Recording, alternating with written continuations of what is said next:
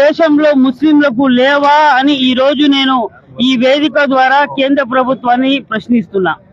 అదే విధంగా భారతీయ జనతా పార్టీతో పొత్తు ఉన్నా కూడా అపార అనుభవం, అపారమైనటువంటి ముస్లింలకు అండదండలుగా ఉంటారనే నమ్మకంతో ఓట్లు వేసి గెలిపించినటువంటి రాష్ట్ర ప్రభుత్వానికి, ప్రజల ముస్లిం సంక్షేమానికి పెద్దపీట వేసి వారికి రక్షణ కల్పించవలసిన బాధ్యత రాష్ట్ర ప్రభుత్వానికి లేదా అని ఈ రోజు నేను ప్రశ్నిస్తున్నా.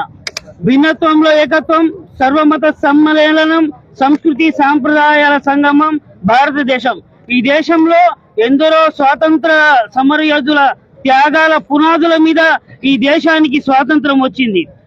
స్వాతంత్రం వచ్చి పట్టుమంటూ 80 సంవత్సరాలు పూర్తి కాకుండానే ఓవైపు భారతీయ జనతా పార్టీ యొక్క అసమర్థ పరిపాలన వల్ల ఈ రోజు దేశంలో పేదరికం పెరిగింది, నిరుద్యోగం పెరిగింది, ఆర్థిక మాన్యం దెబ్బతినింది, మహిళల మీద దాడులు పెరిగాయి.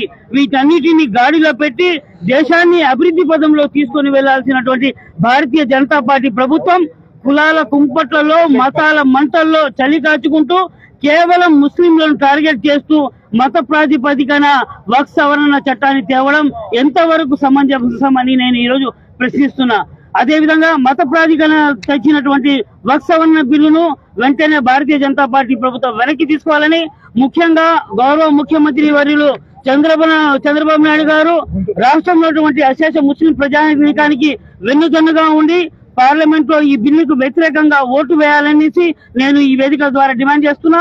ముఖ్యంగా వక్ఫ్ సవరణ బిల్లును రాష్ట్ర ముస్లిం ప్రజలే కాకుండా దేశ ముస్లిం ప్రజలు ఒక ఉద్యమ రూపంలో తీసుకుని వెళ్తున్నటువంటి తరుణంలో వివిధ రాజకీయ పార్టీలో ఉన్నటువంటి ముస్లిం నాయకులందరూ కూడా తమ యొక్క పార్టీ పదవులకు రాజీనామాలు చేసి ఇక్కడ వచ్చి ప్రజల ద్వారా ప్రజా ఉద్యమాల్లో పాల్గొనాలనేసి నేను డిమాండ్ చేస్తున్నా.